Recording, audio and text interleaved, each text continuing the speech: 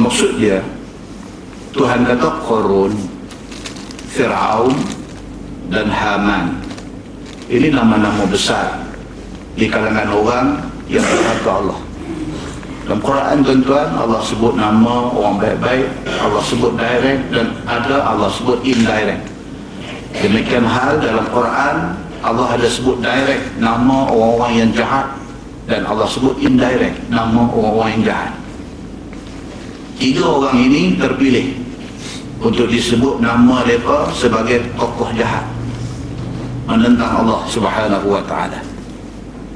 Tuhan kata wa Qarun wa Fir'aun wa Haman. Qarun yang Allah test dia dengan kekayaan yang melimpah ruah, derhaka dia kepada Allah sampai akhirnya dia ditelan bumi. Allah bukan tak boleh buat benda macam tu kepada orang yang bantah dia, tapi Allah mengambil tindakan secara terpilih.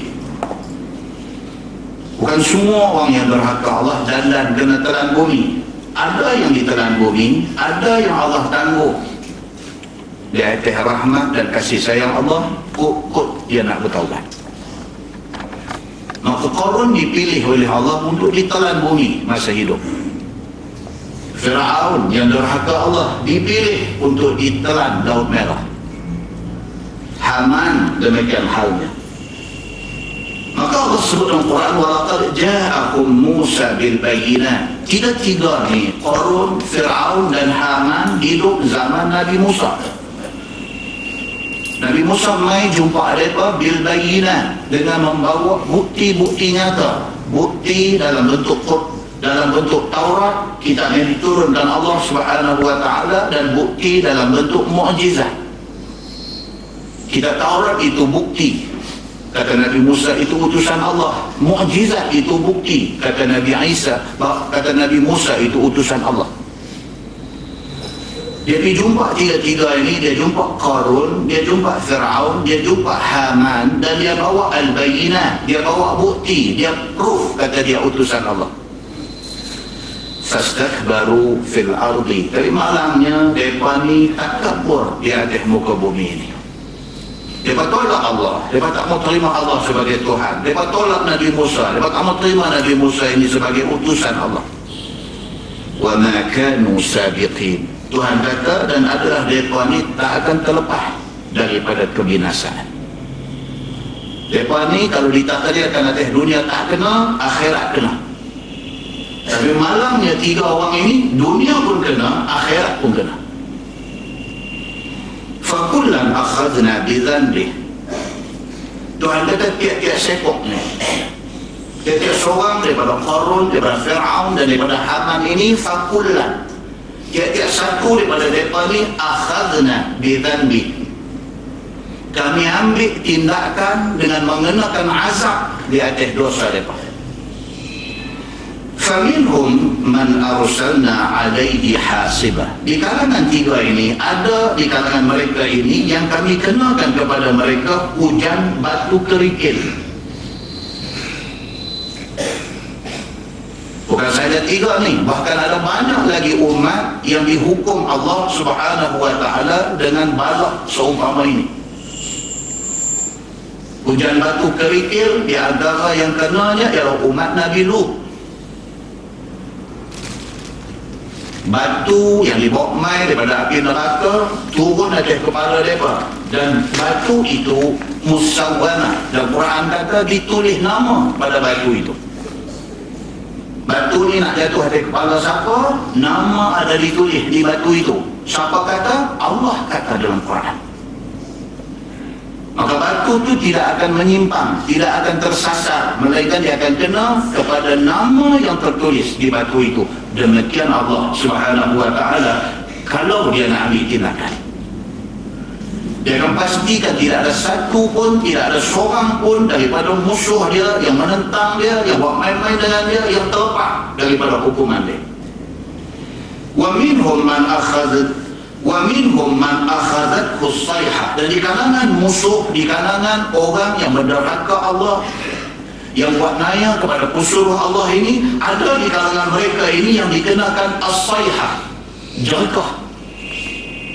As-sayhah ini jerkah, suara berat, suara kuat. Dan kena ni ialah kaum Samud. Kaum Samud adalah kaum Nabi Allah Saleh alaihi salam.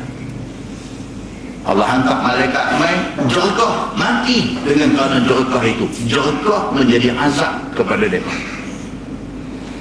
Wa minhum man khasafna bihil ard. Ada di kalangan musuh Allah itu yang Allah suruh bumi telan dia. Dan yang kena hukuman ini ialah Qarun. Wa minhum man aghraqna. Dan di kalangan musuh Allah itu ada yang dikaramkan oleh Allah di dalam laut. Dan yang kena hukuman itu ialah Fir'aun laknatullah alaih. Muslimin dan muslimat yang dirahmati Allah sekalian, Tuhan kata wa ma kana Allahu liyazlimahum. Allah tidak zalim pada mereka ni. Allah tidak buat zalim kepada Qarun, Allah tidak buat zalim kepada Fir'aun, Allah tidak buat zalim kepada Haman, Allah tidak buat zalim kepada kaum Nabi Lut, Allah tidak buat zalim kepada kaum Samud, umat Nabi Allah Saleh. Allah tidak pernah buat zalim kepada mana-mana hamba dia. Walakin kanu anfusahum yazlimun. Tuhan kata tapi mereka ni buat zalim diri mereka sendiri. Kerana mereka buat zalim diri mereka, maka mereka kena apa yang kena kepada mereka ni. Muslimin dan muslimat yang dirahmati Allah sekalian, Allah subhanahu wa ta'ala buat mai banyak ayat, banyak cerita dalam Quran menceritakan tentang hal-hal yang menimpa orang yang derhaka dia. Sebuah hadis riwayat daripada Anas bin Malik radhiyallahu anhu, kata dia akan Nabi sallallahu alaihi wasallam rajul faqala ya Rasulullah ayyud du'a'i afdal. Qala an-nabiy sallallahu alaihi wasallam sal rabbak al-afwa wal-afiyata fid dunya wal akhirah. ثم أتاه في اليوم الثاني فقال يا رسول الله أي الدعاء أفضل. قال النبي صلى الله عليه وسلم سل ربك العفو والعافية في الدنيا والآخرة. ثم أتاه في اليوم الثالث فقال يا نبي الله أي الدعاء أفضل. قال النبي صلى الله عليه وسلم سل ربك العفو والعافية في الدنيا والآخرة. فإذا أعطيت العفو والعافية في الدنيا والآخرة فقد أفلحت أو كما قال. hadis sahih riwayat Ibnu Majah daripada Anas bin Malik radhiyallahu anhu. Dia kata satu hari mai satu laki-laki jumpa Nabi sallallahu alaihi wasallam. Dia kata dekat Nabi, ya Rasulullah, ayyud du'a'i afdal. Dia kata, ya Rasulullah, doa apakah yang afdal? Macam hari ni orang kalau nak doa, doa ni hari-hari pun boleh. Tak ditunggu hujung Zulhijjah, nak masuk awal Muharram nak berdoa, sampai nak bergaduh kelai satu masjid kita nak doa. Kan? Ada masjid bergaduh pun pasal nak doa akhir tahun ni. Macam kalau terlepas doa ni, habislah hidup dia tahun depan tak bermakna. Sedangkan doa akhir tahun dan doa awal tahun ini tidak ada sabit daripada mana-mana hadis Nabi sallallahu alaihi wasallam. Doa tidak salah, boleh berdoa pada bila-bila masa, tidak terkhusus pada akhir Zulhijjah dan pada awal Muharram sahaja. Mungkin ada mana-mana ulama dulu yang pergi buat benda ni dengan tujuan untuk nak gather orang, nak himpun orang ramai-ramai di masjid. Pasti orang makin jauh daripada agama, makin tersasar daripada jalan agama, maka ada sebahagian ulama-ulama dulu yang berniat baik sebenarnya.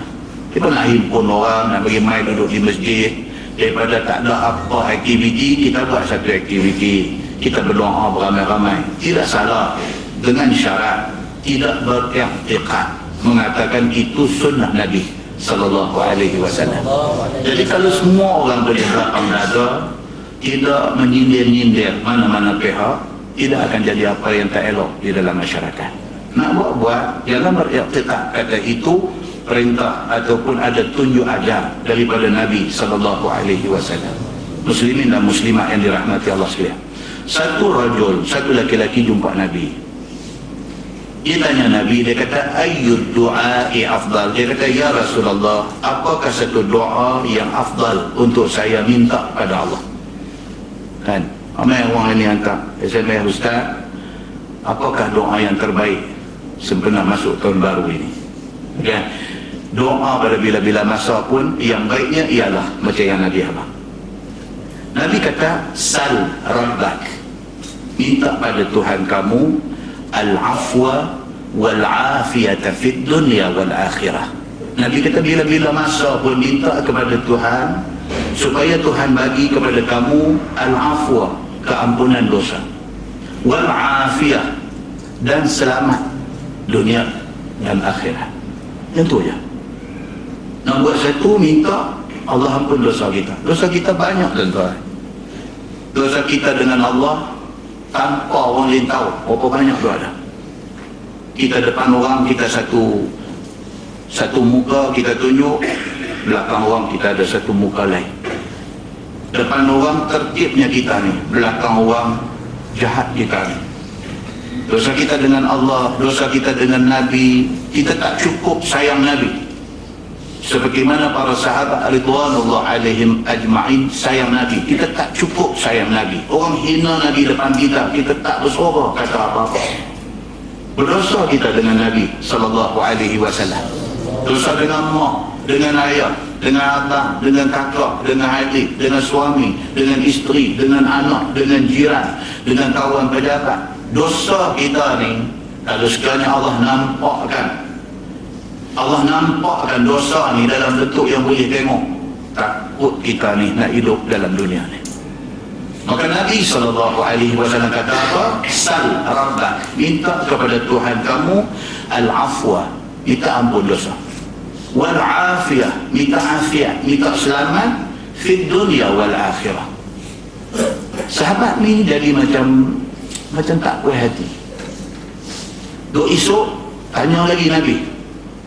Dia kata, ya Rasulullah, ayyud du'a'i afdal. Dia mai lagi sekali tanya soalan sama. Dia kata, ya Rasulullah, tolong hakak maisah, apakah satu doa yang paling afdal untuk saya buat? Kan macam kita hari ni lah, kita hari ni buat doa selamat di rumah, panggil ustaz ni baca doa, dia cakap pendek sangat doa ustaz ni, tak padan dengan nasi daging aku buat.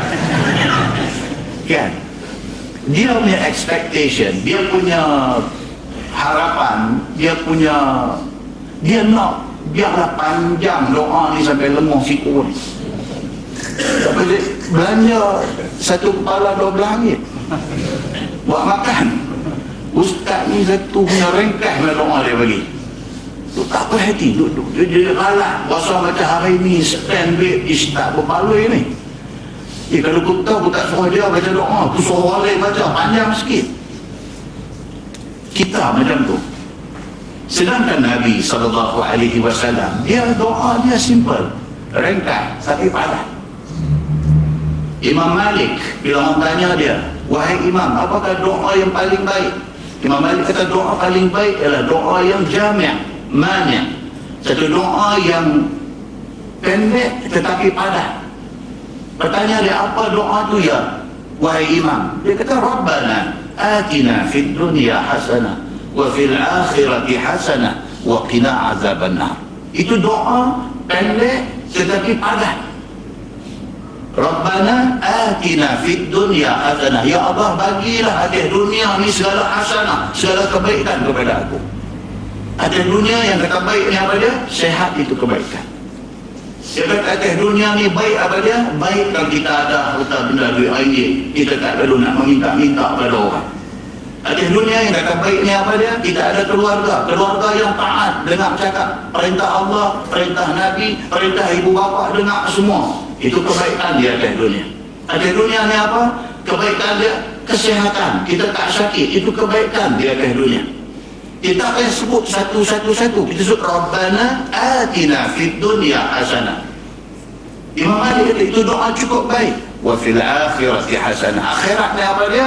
Nabi kata innal qabra awwalu manazilil akhirah. Sesungguhnya kubur itu adalah rumah mula kepada akhirat. Mak cerita daripada kita mati, daripada kita masuk kubur, sampailah esok ni ditiup sangkakala, bangkit di padang mahsyar, dihisab amalan, lintah titian sirat dan masuk syurga. Semua tu dia masuk dalam akhirat. Semua tu kita minta wa fil akhirati hasanah. Dan yang ketiga, wa qina azabannar. Minta ya Allah, jauhlah kita ni daripada api neraka. Imam Malik kata banyak tu pun dah cukup dah, tak payah minta banyak-banyak. Muslimin dan muslimat yang dirahmati Allah sekalian, apabila sahabat dia jumpa Nabi, dia kata apakah doa paling baik untuk saya amalkan? Nabi kata minta dekat Tuhan al-afwa wal-afiyata fid dunya wal-akhirah. Minta dunia akhirat ini Allah bagi keampunan dosa dan Allah bagi keselamatan. Esok mai tanya lagi benda yang sama. Nabi kata minta dekat Tuhan al-afwa wal-afiyata fid dunya wal-akhirah. Minta supaya dapat keampunan dosa dan dapat keselamatan dunia akhirat. Hari ketiga mai lagi, fi yaumi tsalits, pada hari yang ketiga mai lagi, tanya benda yang sama. Nabi jawab kepada dia benda yang sama. 3 kali dia tanya, 3 kali Nabi bagi jawapan yang sama. Macam yang hari pertama, hari kedua, sama juga dengan hari yang ketiga. Kemudian Nabi kata dekat dia, fa iza u'tita al-'afwa wal-'afiyata fid dunya wal-akhirah. Apabila Allah bagi dekat hang keampunan dosa dan keselamatan dunia akhirat, faqad aflahta, sesungguhnya hang dah jadi satu orang yang beruntung dan berjaya. Nabi kata cukup dengan doa itu. Hadis itu hadis sahih riwayat Ibnu Majah. Muslimin dan muslimat yang dirahmati Allah sekalian, berdoalah kepada Allah. Bukan nanti hujung tahun, bukan nanti awal tahun. Berdoalah kepada Allah supaya Allah ampun dosa kita dan supaya kita diberi keselamatan dunia dan keselamatan akhirat. Mudah-mudahan mukadimah